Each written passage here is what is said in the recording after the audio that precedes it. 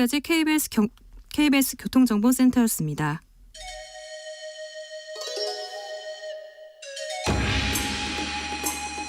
빛보다 빠르게 슉슉, 바람보다 가볍게 슉슉. 경제 공부 술술. 경제를 알아야 인생의 고수가 된다.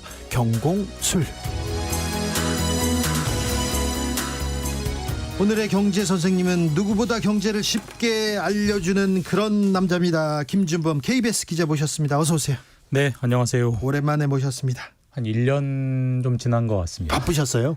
아니, 뭐 이렇게 저렇게 하다 보니까 시간이 잘 안 맞아가지고요. 네. 네, 오늘은 또 운 좋게 시간이 맞아서 그렇습니다. 오랜만에 왔는데 지금 목 상태가 별로 안 좋아서 네. 잘해보겠습니다. 아무튼 네. 바쁜 분이세요? 비싸신 분 아니, 그런 건 아니고요. 아이고 비싸라. 아이고 김준범 아유, 기자 죄송합니다. 네. 기자가 바쁘셨어요. 엄청 바빴습니다. 그런데 지금 경제, 물가 특별히 걱정이어가지고요. 저희가 특별히 모셨습니다. 이 두루두루 다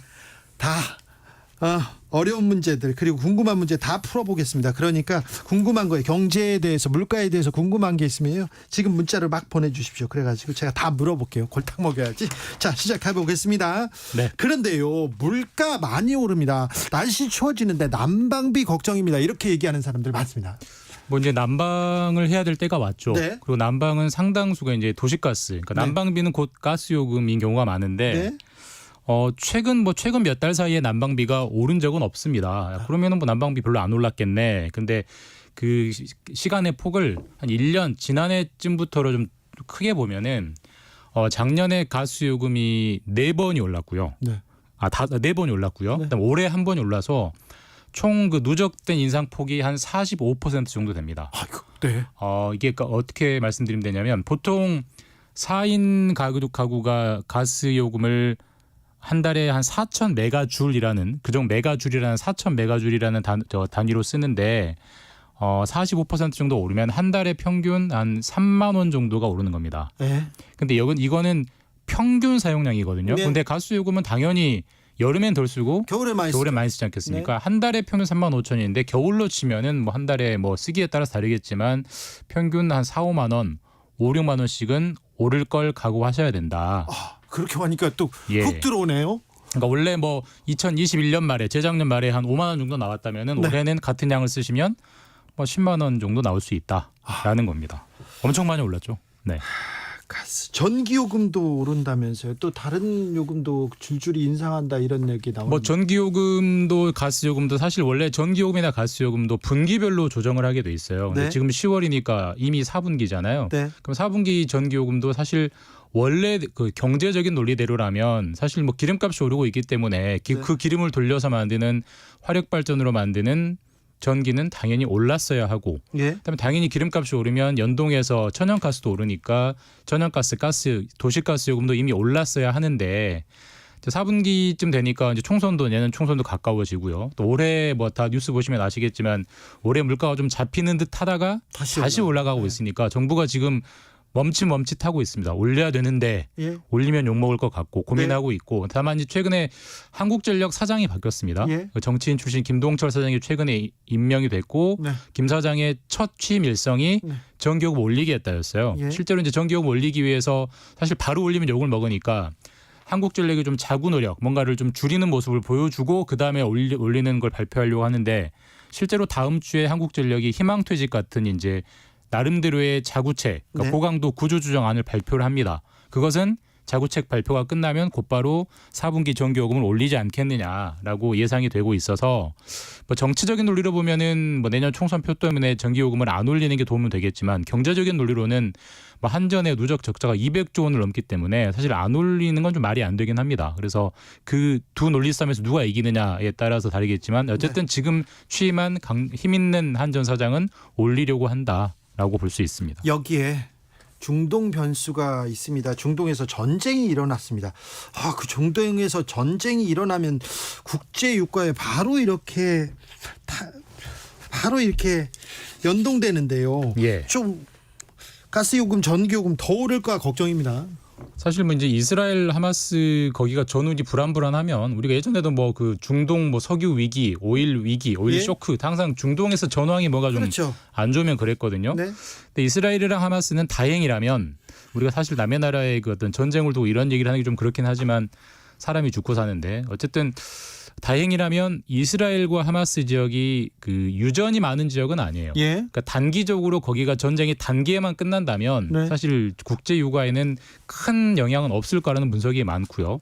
지금 뭐 이스라엘이 지상군 투입한다고 하지만 예를 들어서 이스라엘의 지상군 전력이 하마스를 압도해서 네. 단기적으로 끝나면 뭐 유가에 아무 영향이 없을 것 같고요. 다만 하마스가 워낙 준비가 잘 돼 있거나 하마스의 뭐 우군인 헤즈볼라 등등이 개입을 해서 전기가 좀 장기화된다면 당연히 유가는 올라갈 것 같습니다. 예. 근데 유가적인 측면에서 최악의 상황은 이란의 개입입니다. 사실 예. 뭐 하마스의 뒤에는 이란이 있다는 이미 알려진 사실이고요. 다만 이스라엘 하마스를 공격한다고 해서 이란 군까지 거기에 참전할 것이냐는 또 다른 얘기잖아요. 그렇죠. 근데 이란 군까지 참전하게 되면 왜 그게 의미가 있냐면 이란이 상당히 큰 유전을 가진 주요 산유국 중에 하나고요. 예. 최근에 사우디아라비아는 미국과 사이가 안 좋아서 계속 감산을 해왔지만 이란은 계속 증산을 해왔어요. 예. 그러니까 석유를 쭉쭉 많이 늘려 생산해주면서 그나마 석유값이 안 오르게 해줬던 나라인데 예. 그 나라가 전쟁에 참여하면 유전이 제대로 안 돌아가겠죠. 네. 그렇게 되면은 지금 국제 유가 전문가들의 예측에 따르면은 이란까지 참전하면은 배럴당 한 150달러 정도 될 수 있다. 지금 배럴당 한 90달러 정도 하거든요. 거의 한 60%가 오른다는 얘기이기 때문에 그런 상황이 오면 거의 재앙이 온다라고 볼 수 있는 거죠. 2482님께서 물가 유가는 계속 올라가는데 왜 화물 운송료는 오히려 내려갈까요? 이렇게 얘기하는 분도 있습니다. 자, 난방비가 오르는데 어쩔 수 없는 측면도 있습니다. 그러면 또 정부가 촘촘하게 복지의 망을 좀 이렇게 만들어야 되는데 기초생활수급자 차상위 계층을 위한 난방비 이렇게 지원 이런 지급 좀 준비돼 있습니까? 그러니까 이게요. 사실 국제 유가는 사실 우리나라 임금님도 어떻게 할 수가 없습니다. 예. 뭐 사실 그 국제적인 시장에 따라서 올리는 우리나라는 산유국이 아니잖아요. 네. 우리나라 사실 국제 유가는 주어지는 조건일 뿐인데 거기에 대해서 우리나라가 이제 잘 적응하고 취약계층을 도와주는 내부 정책을 얼마나 잘 짜느냐가 문제인데 사실 방금 말씀하신 부분에서 제도는 사실 굉장히까지는 아니지만 나름대로 촘촘하게 짜여져 있고요. 예. 사실 작년에 가스요금 많이 올리고 전기요금 많이 올리면서 이렇게 되면 기초생활수급자 차상위층 어떻게 할 거냐라고 하면서 정부가 대책을 내놓은 게 기초생활수급자와 차상위 계층은 난방비를 겨울 동안 한 60만 원 돈 정도, 정확하게는 59만 2천 원 정도를 보조해 주겠다. 사실 한 달에 뭐 난방비가 10만 원, 15만 원 나와도 4, 5개월이면 5, 60만 원이면 커버가 되거든요. 네네. 그러니까 굉장히 큰 대책을 내놨어요. 근데 사실 지난 겨울이 지나지 않았습니까? 그럼 지난 겨울 지났으니까 차상위 계층이나 기초생활수급자분들은 이 돈을 다 받아 받겠거니라고 결산을 해봤더니 절반 정도만 받고 절반 정도는 못 받은 걸로 나왔습니다. 왜 그래요? 그러니까 정부가 예산을 준비해놓고도 못 쓴 거죠. 네. 왜 그런지 알아봤더니 이게 신청을 하는 사람만 주는 시스템이에요. 이건 문제예요. 네. 차상위 계층 그리고 기초생활수급자들은 뭘 주는지도 모르고 어떻게 해야 되는지를 몰라요. 키오스크 앞에 가가지고 막 찍어보다가요. 햄버거 못 시키고 돌아온 경우 저도 있거든요. 네, 맞습니다. 할머니 할아버지들은 못 타가요 이거. 키오스크는 저도 어렵고요. 네. 그러니까 어쨌든 이 제도는 한국 그 가스공사의 해명은 이렇습니다. 네. 사실 이제 이 사람이 얼마나 어려운지 경제적으로 얼마나 힘든지 그 자체가 개인 정보이기 때문에 네. 그 본인이 신청해주지 않으면 우리가 그 사람의 자산과 소득 상황을 어떻게 아느냐. 네. 그러니 알아서 줄 수 없다라고 해서 신청하지 않은 사람이 절반인데 네. 일단 지난 겨울에 못 받은 사람이 소급해서 올 겨울에 받을 수 있느냐? 그건 안 됩니다. 다 날아가는 돈이 돼버렸고요. 예. 사실 앞으로 다가올 겨울이라도 중요한 건데 예. 지금 제도가 달라진 게 없습니다. 그래요? 그냥 계속 신청만 잘해달라라는 건데 예. 사실 우리가 세금이나 각종 정부가 떼가는 돈은 신청하지 않아도 다 알아서 잘 떼가잖아요. 따박따박 떼가요. 근데 이런 거는 개인정보란 이유로 못 준다, 신청하지 않으면 못 준다라는 건 좀 너무 지나치게 행정 위주의 논리고 네. 너무 지나치게 야박한 제도 운영인 것 같아서 이건 꼭 올 겨울 이제 네. 지금 10월인데 11월, 12월 조금 남았으니까 네. 그 남은 기간이라도 개선이 되면 좋겠습니다. 혹시 주진우 라이브 듣는 분들은요. 저기 뭐 지나가다가 구청이나 동사무소에 한번 들려보세요. 그래가지고 난방비 나왔다는데 우리 집 대상인지 한번 물어보십시오. 이것도 좀 한 대책이 될 것 같습니다. 전두호님께서 범블리가 주진우 방송에 나오는군요. 우유빛깔 범블리 사랑해요 얘기합니다. 황성희님은 김준범 범블리 러브 이 하트를 한 20개 정도 보내셨는데 감사합니다. 정신 차리십시오 황성희님. 네. 네.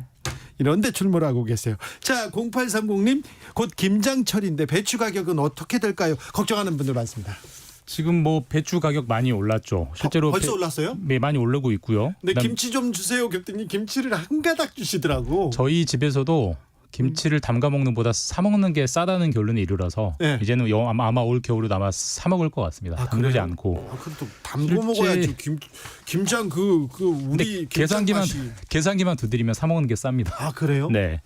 그러니까 웬만큼 많이 담그지 않는 이상은. 네. 그러니까 뭐 배추도 많이 오르고 있고요. 예. 가장 중요한 게 소금. 네. 소금 뭐 올해 뭐 천일염이 뭐 오염수 등등의 이슈 때문에 많이 올랐잖아요. 네. 작년보다 50% 정도 올랐고요. 네. 뭐 대파, 고춧가루 이런 상승률도 1년 전보다 한 다 두 자릿수 이상 올랐습니다. 그렇기 때문에 지난해 이맘때 한 지난해에 비해서 몇십 % 올랐다는 얘기를 했거든요. 예, 근데 예. 지난해에 비해서 또 50%씩 올랐으면 얼마나 많이 오른 거예요? 그러니까 이게 사실 물론 이제 그때 오르고 그 뒤로 떨어질 때도 있었어요. 아, 그래요? 근데 그건 이제 보도가 안 됐기 때문에 계속 오르기만 한 건 아닌데 어쨌든 지난해 같은 시점보다 김장 비용은 꽤 많이 올랐고요. 네. 정부가 뭐 엊그제 이제 당정대 회의에서도 대책이 나왔지만 최우선적으로 잡는 게 물가고 잡으려고 하는 게 물가고 그 중에서도 이제 먹는 물가. 그래서 현재 내놓은 대책은 배추 같은 경우는 정부가 냉장 창고에 네. 많은 배추를 비축을 해둡니다. 그 네. 비축을 한 2,900톤 정도를 풀겠다. 네. 그리고 또 이제 뭐 김장에 들어가는 생강, 뭐 대파 이런 김장 부재료도 최대 많이 비축 물량을 풀어서 가격을 좀 떨어뜨리겠다 이런 정도의 대책은 발표는 했는데 그게 얼마나 이제 체감이 될지는 마트에서 직접 장을 보시는 분들한테 좀 물어봐야 될 것 같습니다. 네. 김장을 포기하는 사람들도 많다는데 여기에도 좀 대책을 좀 내놔야 될 것 같습니다. 그런데요, 자, 물가가 네. 계속 오릅니다. 들썩거리는데 금리도 오르고 환율도 오르고 다 오른다고 하는데 지금 정부가 물가 대책 제대로 내놓고 있습니까? 물가 안정 대책 제대로 하고 있습니까?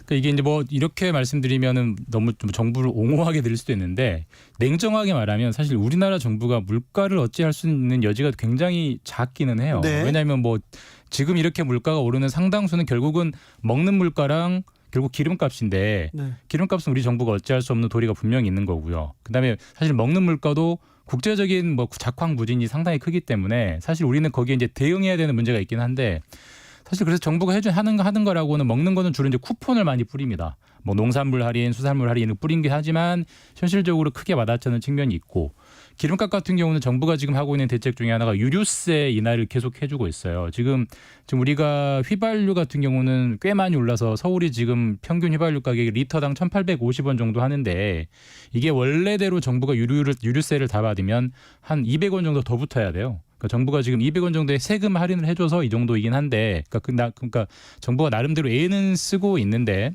사실 뭐 이 국제적인 가격 상승에 따라서 물가가 올라가는 걸 정부가 이건 사실 약간 뭐 거인 앞에서 굉장히 작은 칼을 휘두르는 것밖에 안 되기 때문에 네. 뭐 체감하기 어려운다는 평가를 피하기는 어렵죠. 네. 네. 김진희님께서 다 올라요, 다 오르는데 소득만 줄었어요. 아유, 저도 그런데. 네. 저도. 2095님 물가 빼고 다 올랐어요. 물만 먹고 살아야 하나요? 물값도 올랐습니다. 물값도 올랐어요. 자, 이럴 때 예. 경제가 어렵습니다. 민생 어렵다는데 이럴 때 정부가 조금 곳간을 열면서 서민들 조금 없는 사람들한테 좀 풀어야 되는 거 아닙니까? 그런데 정부에서는 정반대 얘기를 합니다. 예. 어제 그 김대기 대통령실 비서실장이 그런 얘기를 했죠. 과거에는 민생이 어려울 때 가장 좋은 방법이 돈을 푸는 거였지만 지금은 돈을 푸는데 한계가 있다. 네. 왜? 나라 빚이 너무 많이 쌓여서 그러니까 네. 전 정부가 너무 빚을 많이 남겨뒀기 때문에 우리 정부는 돈 쓸 여지가 없다. 사실 그래서 다른 대책을 강구해야 된다 이런 이제 말을 했고요. 그래서 나온 게 아까 말씀드린 뭐 김장에 비축 배추를 푼다든 이런 건데 사실 이거는 근본적으로 정부 정책 철학의 문제입니다. 그러니까 어려울 때 돈을 풀어서 취약계층을 돕는 정부가 있고 네. 그렇게 하면 나라 빚이 쌓이기 때문에 너무 풀면 안 된다는 정부가 있어서 네. 이건 결국은 차후에 평가받을 수밖에 없는 그런 진보와 문제입니다. 보수의 네. 가장 큰 차이점이기도 합니다. 그런데 누가 옳다, 누가 정답이라고는 할 수는 없는데 그래도 지금 서민들이 너무 어려워하는데 그런 얘기합니다. 이일총님 산지 생산자와 소비자 물가 차이가 너무 납니다. 관리 문제입니다. 이거 좀 지적해야 돼요. 그러니까 사실 산지 속값은 계속해서 떨어지고 있는데 소고기 값은 계속 오르고 그다음에 뭐 배추, 양파, 마늘 다 마찬가지입니다. 네, 그러니까 중간 유통 마진, 농산물의 유통 마진의 문제가 사실 뭐 수십 년째 네, 어제 문제다 해도 해결이 안 되는데 사실 이게 또 제가 시간 있으면 설명드리겠지만 또 농산물은 유통 마진이 많을 수밖에 없는 또 구조적인 문제가 있긴 해요. 특성이 있긴 하지만 그래도 뭐 사실 선진국보다 높은 건 사실이기 때문에 정부가 여러 가지 대책을 내놓아야 하는데 사실 솔직하게 말하면 약간 백약이 무효인 그런 상황이 이어지고 있습니다. 네. 여름에는 덥고요. 더 덥습니다. 겨울에는 더 춥습니다. 그 때문에 이제 전기요금, 가스요금 더 많이 나올 수밖에 없는데 기후 위기로 또 농사도 어렵고 이거 좀 생각해 보면 기후 위기와 모든 게 좀 연결돼 있는 거 아닙니까? 사실 기후 위기는 먹는 물가랑 굉장히 직결돼 있습니다. 우리가 너무 덥고 너무 추우면 농작물이 자랄 수가 없잖아요. 그러니까 또 올라가죠. 작황이 주니까 실제로 가격이 올라가고 실제로 그래서 클라이밋 플레이션이라는 말이 있어요. 그러니까 클라이밋 기후 인플레이션 그래서 기후 인플레이션이라는 말이 있고 작년에 유럽이 워낙 더워서 유럽 은행이 한번 연구를 해보니까 작년에 기후만으로 유럽의 물가가 한 0.6% 정도 올랐다. 물가가 0.6%가 단일 요인으로 올랐다는 것은 엄청 많이 오른 거거든요. 그렇죠. 근데 앞으로 기후 상승폭은 점점 커질 거기 때문에 기후가 먹는 물가를 올리는 그 비율은 앞으로 점점 늘면 늘었지 줄지 않을 거다. 결국 기후 상승에 앞으로 우리가 항상 물가하면 기름값 하지만 앞으로는 거기에 더해서 날씨기가 나올 거예요. 그래서 이 기후 인플레이션이 굉장히 앞으로 물가를 끌어올리는 기름값만큼 중요한 아주 중요한 주요 요인이 되겠다라고 볼 수 있습니다. 먹거리 걱정이에요. 이제 많이 오를 거예요. 이제 농업이 쌀이 그다음에 이런 게 무기가 될 수 있다고도 하지 않습니까? 정부가 나서야 됩니다. 정부가 좀 대책을 내놔야 됩니다. 정부가요. 네. 정부가 대책을 내놓으면 좋은데 사실 이건 정부가 인위적으로 가격을 단기적으로 낮출 수는 있어요. 뭐 세금을 깎아준다든지 뭐 관세를 없앤다든지 아니면 기업들을 압박해서 라면값 못 올리게 할 수는 있는데 결국 너무 단기적으로 억누르면 결국은 1, 2년 뒤에 튀어오를 수밖에 없습니다. 그래서 이거는 사실 무조건 억누르는 게 중요하다기보다는 사실 그 물가 자체는 어쩔 수가 없고요. 그 취약계층이나 그다음에 저소득층에게 맞춤형으로 소득 지원해 주는 게 더 효과적이다라는 대체적인 의견이 전문가들의 동의 사항입니다. 농업에 대한 지원 그리고 특별히 어떤 농산물에 대해서는 경작을 좀 이끌어낸다든지 이런 것도 방법이 될 수 있을 것 같아요. 대표적으로 쌀이 그렇게 하고 있죠. 쌀 직불점이 사고 있는데 또 그렇게 되면 공급이 너무 많아져가지고 값이 떨어지는 문제가 있기 때문에 정부가 인위적으로 개입하는 게 반드시 해법은 아닐 수도 있습니다. 네. KBS 김준범 기자와 함께했습니다. 감사합니다. 감사합니다. 주진우 라이브 여기서 인사드립니다. 저는 내일 오후 5시